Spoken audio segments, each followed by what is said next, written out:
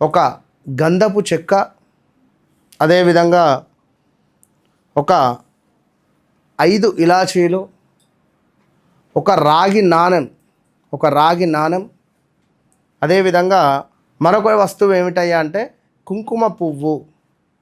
ఈ కుంకుమ పువ్వు, 5 ఇలాచీలు, ఒక రాగి నాణెము, ఒక గంధపు చెక్క, గోల్డ్ కలర్లో ఉండేటువంటి ఒక పర్స్ కావచ్చును, లేదా గ్రీన్ కలర్లో ఉండేటువంటి ఒక పర్స్ కానీ, అందులో చక్కగా వీటిని వేసి ప్యాక్ చేసేసేయండి.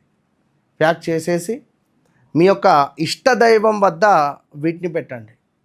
ఇష్టదైవం వద్దనన్నా పెట్టండి, లేదా వెంకటేశ్వర స్వామి పాదాల వద్దనైనా వాటిని తాకియండి. అంటే అర్చనాది కార్యక్రమాలు చేసుకొని మీరు మీ యొక్క పాకెట్లో కానీ, స్త్రీలైతే వాళ్ళ యొక్క హ్యాండ్ బ్యాగ్లో కానివ్వండి, లేదా మీ యొక్క క్యారీ చేసేటువంటి బ్యాగులో కానివ్వండి, మీ కారులో కానివ్వండి, పెట్టుకోవడం ద్వారా విశేషమైనటువంటి రాజయోగం ఏర్పడబోతూ ఉన్నది.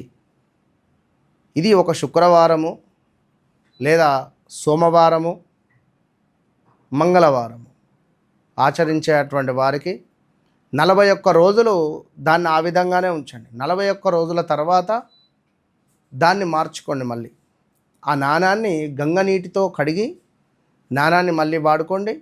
ఇలాచీలను చేంజ్ చేయండి, కుంకుమ పువ్వును చేంజ్ చేయండి, గంధపు చెక్కను చేంజ్ చేయండి.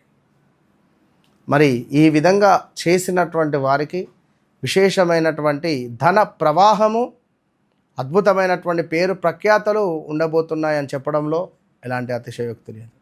మరి మీ జాతకంలో కూడా ఒకవేళ ఏమైనా రాజయోగాలు ఉన్నాయా, మరి అవి యాక్టివేషన్లో లేవా, మరి ఎలా యాక్టివేషన్ చేసుకోవాలి, ఇలాంటి డౌట్లకై తప్పకుండా కాల్ చేయండి. మీకోసం నేను కొంత సమయాన్ని కేటాయించి మాట్లాడుతూ ఉన్నాను.